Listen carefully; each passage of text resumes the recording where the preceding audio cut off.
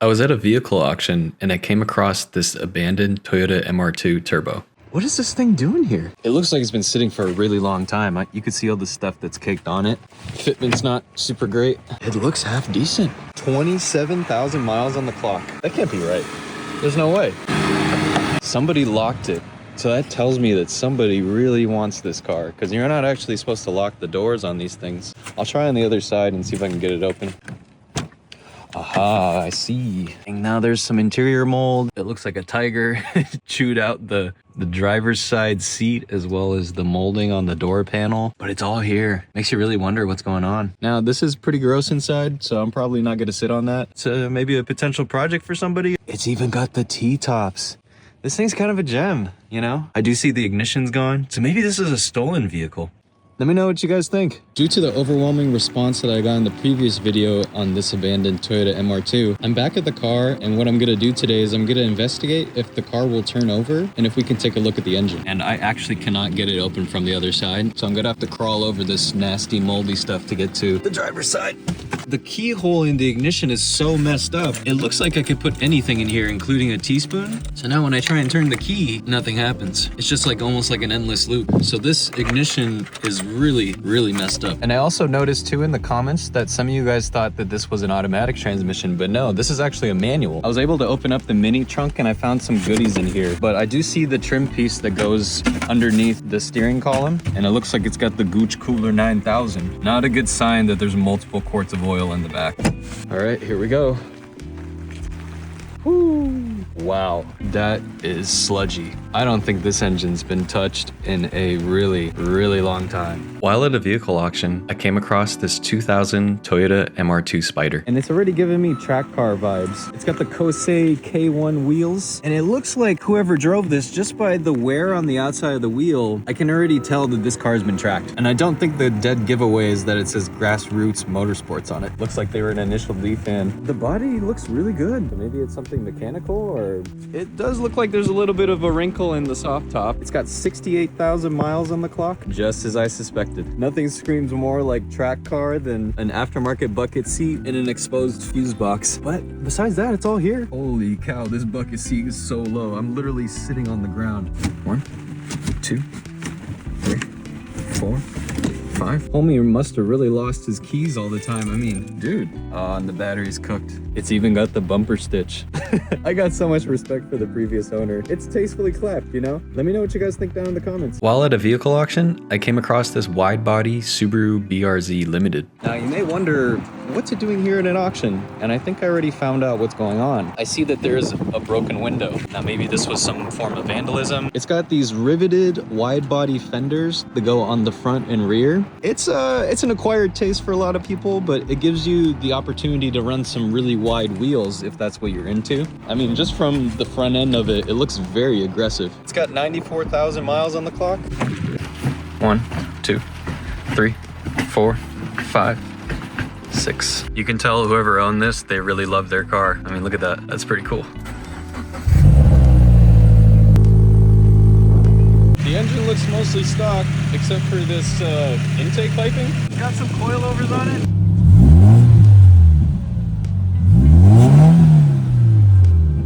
We got a JDM classic right here, a 1991 Honda Prelude Si. Now, this one's not in the cleanest condition ever, but I feel like these are kind of a dying breed.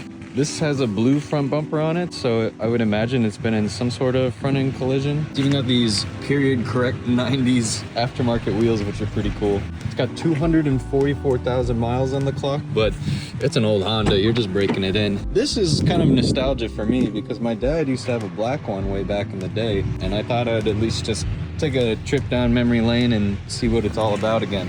I don't know if this is the four-wheel steering model. You could tell at one point they liked this thing.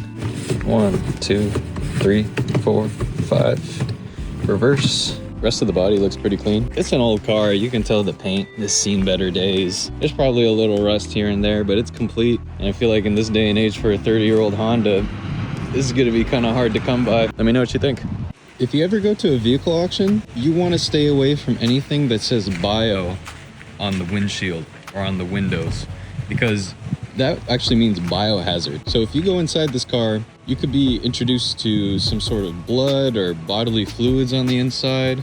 And even though this is a really beautiful BMW, I'd be scared to open the door because I honestly don't know what's going on in there. But maybe I could take a peek in the back and see what's going on. But what's interesting about biohazard is the fact that it could be something as small as just a little blood stain, or it could be as bad as a dead body being in there. But if I was gonna buy an auction car, I would steer clear of something like this.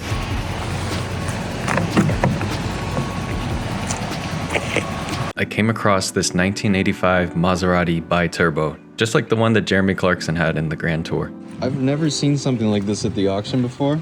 Let's see what the inside looks like. It looks like a project for sure. It looks like somebody gave up on it. 5-speed manual transmission, maybe? It's even got the period correct Pioneer stereo. Haven't seen one of those in ages. But wow, this is a cool experience. It's got 127,000 miles on the clock. So somebody did drive this quite a bit. You know, Italian cars, they kind of fall apart. I mean, look at the trim and the rust that's starting to develop. There's some more of the rust starting to develop on the outside, which makes me suspect that the whole undercarriage is going to be the same story. While at a vehicle auction, I came across this Porsche 944. It looks to be in really good shape. The paint's a little faded. It's even got the aftermarket water tray, but it's all here. And I know there's definitely a cult-like following for these 944s. People really like these things, and I've seen really cool builds come out of them, but most of the time when I see them, they're not running. It's definitely not perfect. I mean, it has its imperfections. But it's gonna definitely take a Porsche enthusiast to put something like this back together. It's got 97,000 miles on the clock. Let's take a look at the interior. Oh my God, look at that. Oh, it's complete. Black leather seats. It looks pretty good. Automatic transmission. I'm genuinely impressed at how well kept this interior is. It does have cracks in the dash, but I wouldn't be too discouraged just from that. Looks like it's got the original everything. I mean, look at how old this radio is. Now, it does have the key in it. It doesn't have any juice in the batteries. But what I found really interesting about this 944 is I didn't realize that they put the handbrake on the left side of the car, just like you would get in the older Ferraris of the 80s. Let me know what you guys think.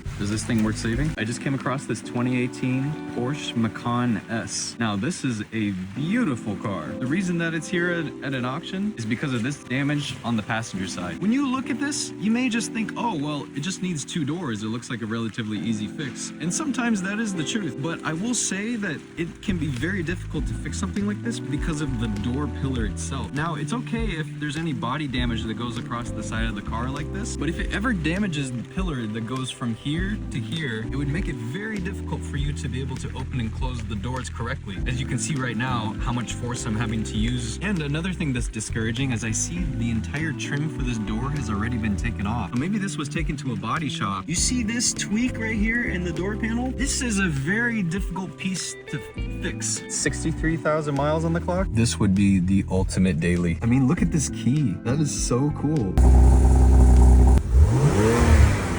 In the back of the yard at a vehicle auction, I came across this Jeep Cherokee Sport. And I think these are one of the coolest Jeeps ever made. The XJ chassis is such a sweetheart. And this one actually looks like it's in pretty good condition. The tires look like they're worn. It's nothing to be too discouraged about, but this is the body damage that totaled out the truck. And I believe this is made out of some sort of fiberglass instead of metal. So you'd have to replace this whole front fascia. But the more concerning part is the lower bumper. To get this to align correctly, you'd have to pull all this stuff off to see if it's just the crash beam that needs to be replaced. But just from eyeballing this, I don't think there's actually any frame damage on this truck. It looks like they may have kissed a guardrail. I would still run it. It does have a little bit of vegetation on it, so it has been sitting for quite some time. It's got 103,000 miles on the clock. This is a great contender for somebody to really go out and enjoy this thing. What's so practical about these is since it's almost like a cube on the inside, is you get tons of headroom. Let me know what you guys think. Is this thing worth fixing or not? Today at the vehicle auctions, I came across this Toyota 4Runner that looks like it was taken off-roading. I mean, he's got the lift and these huge tires with the TRD wheels. Now it's got the Safari snorkeler, and I don't think this one is actually a mall crawler because it definitely shows its scars. Just from looking at it,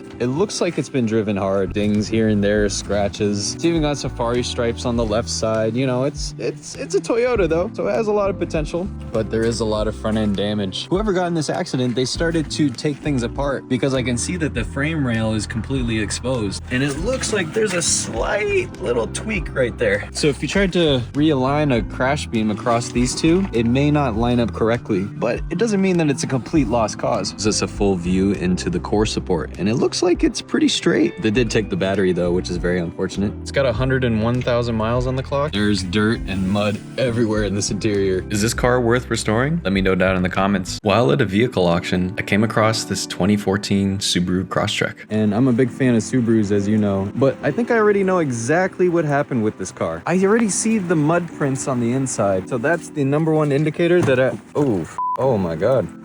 Let's just say that whoever was in the passenger seat blew chunks. This front wheel definitely has a lot more positive camber than it should, so it makes me suspect that something really bad happened here. We can see some of the vegetation that got left from the accident. And why I suspect that this car rolled over is due to the body damage.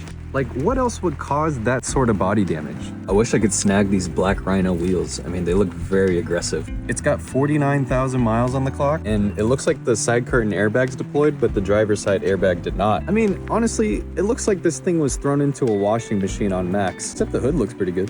What do you guys think? Is this thing worth saving, or should it just go straight to the crusher?